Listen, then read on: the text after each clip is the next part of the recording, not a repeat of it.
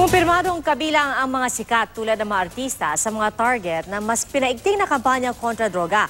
At sabi ng PNP, tina-target nga nila ang bilang ng mga drug user na inihayag ng Pangulo. Saksi si Ivan Mayrina.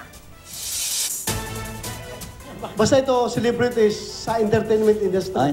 Mala blind item sa showbiz tabloid ang anunsyo ni PNP Chief Bato de la Rosa sa mga next target ng pinaigting na Oplan Double Barrel Alpha. Pati host ng TV show. Ayun, yung mga top rating show yan. Base sa sumbong daw ng ilang nahuling drug suspects, 54 na music at showbiz personalities ang nakalista sa drug list.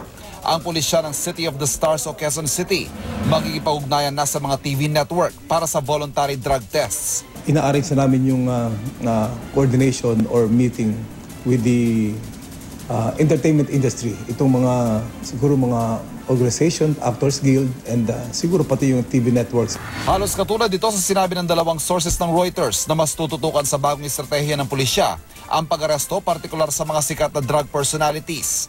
Kabilang din dyan ang mga politiko, sundalo, pulis at iba pang opisyal ng gobyerno. Walang sacred cow dito. They can voluntarily surrender, no? Or submit themselves to drug test.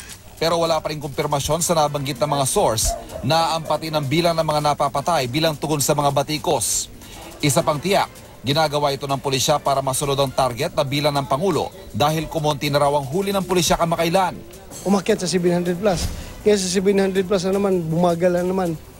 So, para makover natin lahat ng sectors. Yun nga, decide kami. Pasukin yung ibang sectors of society na itutukhang natin. In that way, baka aabot tayo sa yung ating target na 1.8. Yan ay kahit pa sinabi ng isang di pinangalanang senior PNP official sa Reuters na nape-pressure daw ang pulisya na makapag-produce ng mga suspect at hirap silang matapatan ng suspect ang 1.8 million target. Sino yung pulis niyan? Kinwestiyon ng liderato ng PNP kung sino ang source pero walang direktang sagot sa issue na mahalaga. Lalo't hindi tiyak kung paano naglilista ng suspect ang umano'y under pressure na pulisya. Ako si Ivan Mayrina, ang inyong saksi.